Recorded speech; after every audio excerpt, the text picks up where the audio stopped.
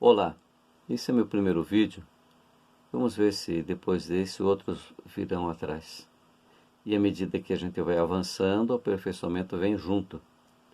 Sabe, eu particularmente gosto muito de aprender sobre a evolução diária do ser humano e eu me sinto realizado em acompanhar as peripécias da ciência médica e tecnológica correndo atrás do vírus invisível, o Covid.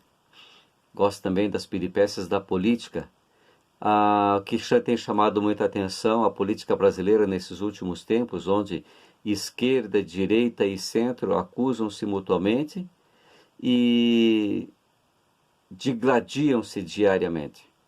Por isso eu digo que a vida é um constante aprendizado.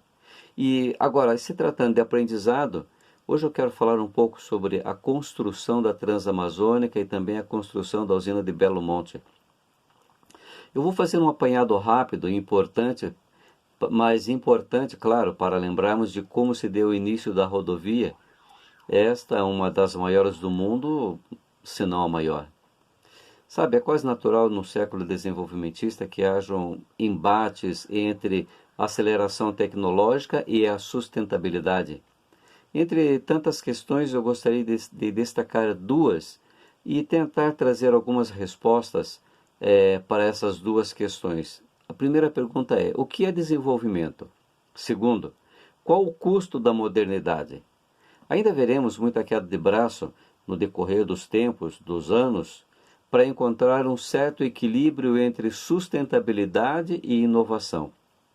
É possível que o desenvolvimento colocar em risco as pautas, ou melhor, é possível o desenvolvimento colocar em risco pautas socioambientais e que o custo da modernidade ele vai ser assim um eterno round de embates com ganhos e perdas para ambas as partes.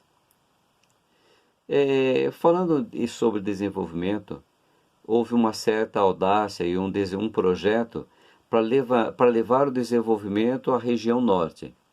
O presidente Médici, ao visitar a região nordestina, atingida por um período grande, extenso de estiagem, uma estiagem bastante severa, ele fez a seguinte declaração ali na década de 70.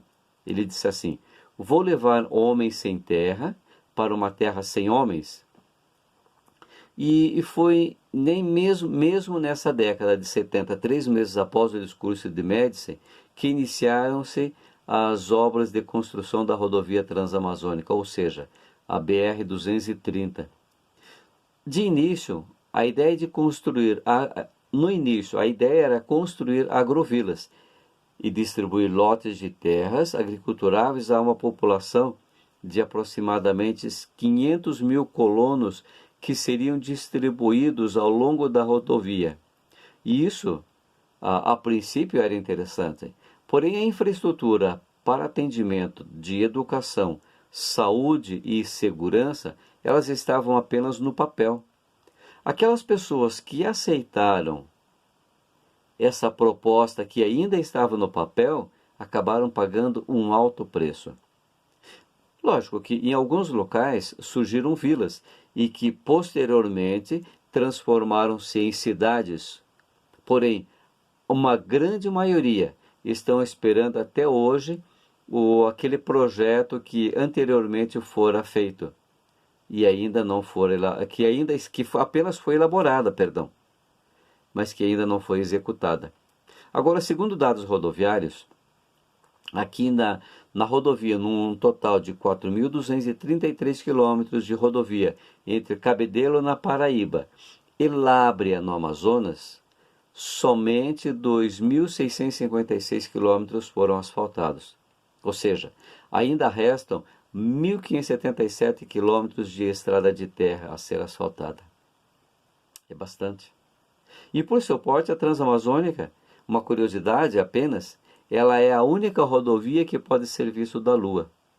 E durante a construção, por falta de meios, os trabalhadores ficavam, à época, incomunicáveis com seus familiares.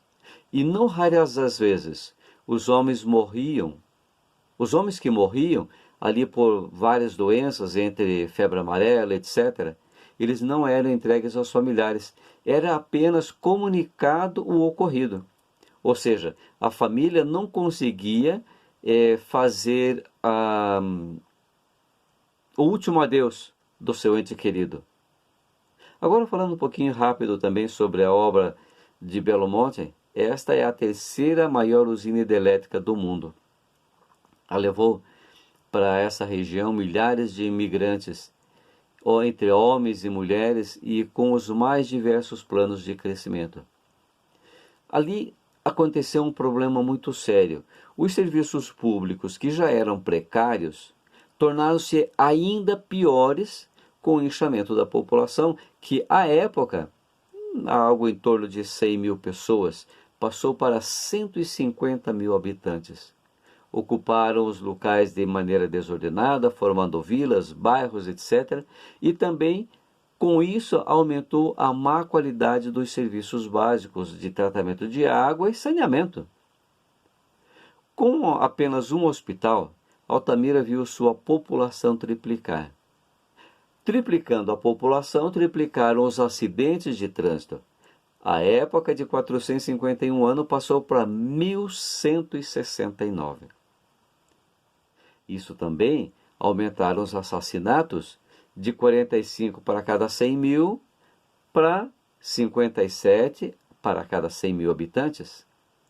Junto com o projeto da construção da usina de Belo Monte, fez-se necessário a importação de mão de obra especializada, já que nos arredores e na própria Altamira era inexistente essa qualificação exigida. Também é impossível desenvolver uma região sem qualificá-la. Também é inconcebível a ideia de que devemos qualificar primeiro e desenvolver depois. Entendeu? Devemos evoluir, sim. Porém, concomitantemente, o desenvolvimento econômico, intelectual e o profissional. Com a importação de mão de obra especializada, é possível a um curto e médio prazo, crescer economicamente. Mas o crescimento intelectual local é de médio a longo prazo. Essa evolução precisa de um tempo, ela precisa preparar o indivíduo. Agora, no caso da usina de Belo Monte, foi preciso um investimento financeiro de grande monta e a imigração de um corpo técnico. Agora já está tudo pronto. A partir do funcionamento, a usina de Belo Monte vai produzir milhares e milhares de quilowatts. Vai gerar, assim, o royalties, que os administradores poderão investir em saúde e educação local.